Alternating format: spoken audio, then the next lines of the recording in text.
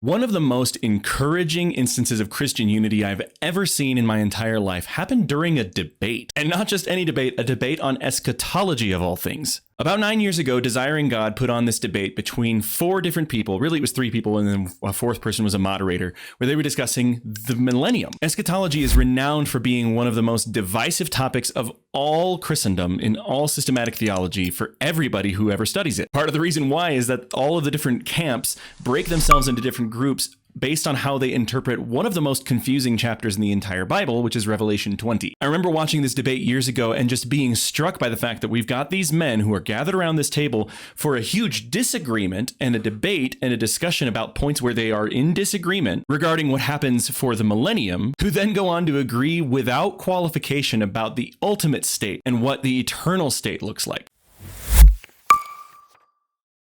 I've actually got the clip ready and pulled up over here on the other screen, and I thought we should just watch this little clip together in this 2-hour-long video. Look at this incredible moment.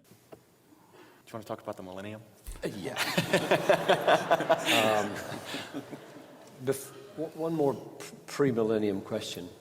Do you all believe that the Lord Jesus is coming back physically, visibly, to reign some way or other on the earth forever? Yes. Yes. Yes. Okay. Well then. Guess that settles it. What is the final condition of the universe where we will spend eternity? Just describe it in a nutshell. New heavens and new earth, incorruptible. And I think that the description in Revelation 21 and 22 matches and exceeds point for point what we find in Genesis 1 and 2, the description of the Garden of Eden. It's a new and better Eden, where God and the Lamb are the temple. They will see his face. There will be no need of sun or moon. There will be no sea, no evil. And it will be a perfectly clean and holy of holy place. This earth? This earth included. So there's going to be a reunification of heaven and earth. But this earth is not rejected. And I think the clearest place that's taught is in Romans 8, where the whole creation groans, waiting for the manifestation of the sons of God. And we are predestined to be conformed to the image of Christ. And there are 3 groans in that passage. The creation. Look, we could go on. Okay, I love listening to Doug Wilson as much as the next guy, but we could go on. Here's the point. If you believe that the new creation is the end state, is the thing that all of humanity is waiting for, if Christians are hoping for that to be the end state, then what does it matter what happens next? Seriously, think about it. Whether you're a pre-mill, an a-mill, a post-mill, or what my friend calls a pan-mill, which is the view, basically he says, however it pans out, I'm just glad I'll be with Jesus. The eternal state being the new creation is something which should generate so much more agreement, and that is ultimately what we're living for now. You're a pre-mill? You think we'll be raptured out of here and there'll be a 1,000-year completion of God's program with the Jewish people? Fine. 1 trillion years from now, we will be in the new creation where the fullness of all God's promises have come to those who are saved. You're an amillennialist? You think that we're reigning with Christ as members of his kingdom now? Or maybe you believe that those who have died in Christ and passed on are reigning from heaven with him spiritually? You think that's what Revelation 20 has to say? Fine. 1 trillion years from now, we will be in the new creation where the fullness of all God's promises have come to those who are saved. You're a postmillennialist like Doug Wilson. You think that the kingdom of God has already come in mustard seed form and it's progressing in its fits and starts until it spreads through the whole world, the whole loaf. You're expecting the gospel to sprout and bear fruit in every area of life across the whole world, and then Jesus will return? Fine. 1 trillion years from now, we will be in the new creation where the fullness of God's promises have come to those who are saved. The way we are supposed to live is not constrained to what we believe as a result of these petty eschatological systems and differences. The new creation trumps and dwarfs all of it, and itself should be the focus of our eschatological hope. I hear you saying, well, of course, we should focus on that, but isn't it important what's next? Shouldn't we be thinking about what's coming? Of course we should, but that's not the focus of the New Testament. The focus of the New Testament is for you to set your gaze to the throne, for you to run with conviction the race that is set before you, just like Jesus did, and he is now seated at the right hand of the Father, like it says in Hebrews 12. Your job isn't to prepare for what's next. On any of these systems, your job isn't to necessarily prepare for what is next. God will prepare you. Jesus will give you what you need for whatever comes next. One day, we'll talk about what I believe these passages talk about, and it's super fascinating and super interesting. But right now, it doesn't matter.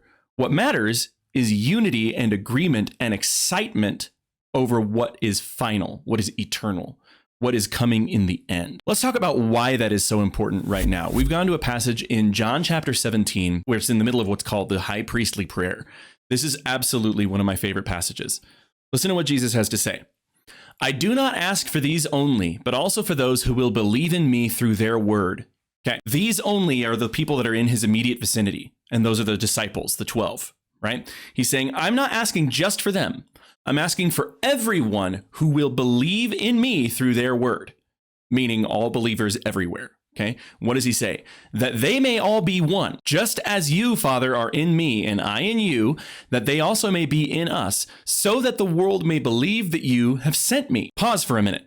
Do you think of your unity with other believers in Christ, not just the people that make up your church community and the people who fill out your denomination and the people who sit next to you in the pews, but do you think of your unity with the people who disagree with you within the body of Christ as a message to the world that Jesus is who he says he is? That's how Jesus sees it. Recognize also that Jesus is not just talking about you being united with one another. He's saying that he wants us as believers to be so united that it looks like the unity that he has with the Father. It's Christ in God and God in Christ. He continues on with this baffling, mind-blowing statement that blows me away every time I read it.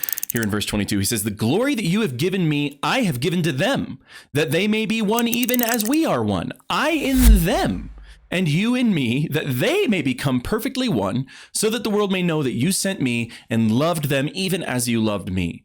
Father, I desire that they also, whom you have given me, may be with me where I am, to see my glory that you have given me because you loved me before the foundation of the world. What does all this mean? Jesus couldn't possibly be any clearer. He thinks that unity among those whom he has saved is the message to the outside world that Jesus Christ is the Son of God, that he's come to save them from their sins and to set up God's kingdom forever and to restore all things. I can hear some of you thinking, look, I understand that that's what he said. I don't understand how that works. I don't understand how unity among the church is the thing that gets people to believe. Well, I frankly don't understand how marching around a city and playing the trumpet for 7 days will bring down its walls. But my plans aren't God's plans and my power isn't God's power. And sometimes he puts himself on display in ways that we can't understand. In the new creation, we will not be divided.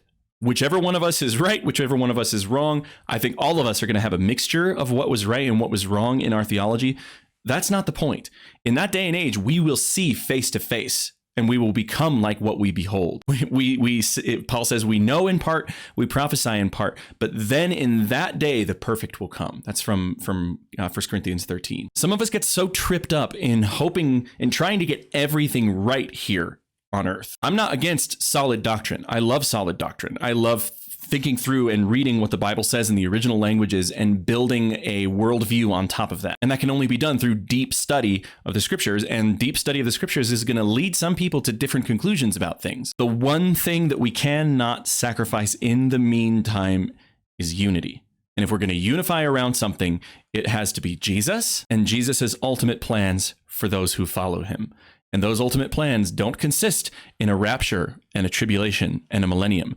Those ultimate plans consist in a new creation where everything has been remade and glorified, just like Jesus was when he was resurrected. Of course, there are many things that Jesus is going to have to do first in order to bring about that day and age, and that is going to involve him destroying evil. So go ahead and check out this video up in the corner if you are interested in learning about how God plans to do that and how God plans to deal with the forces of evil. See you next time. Further up and further in.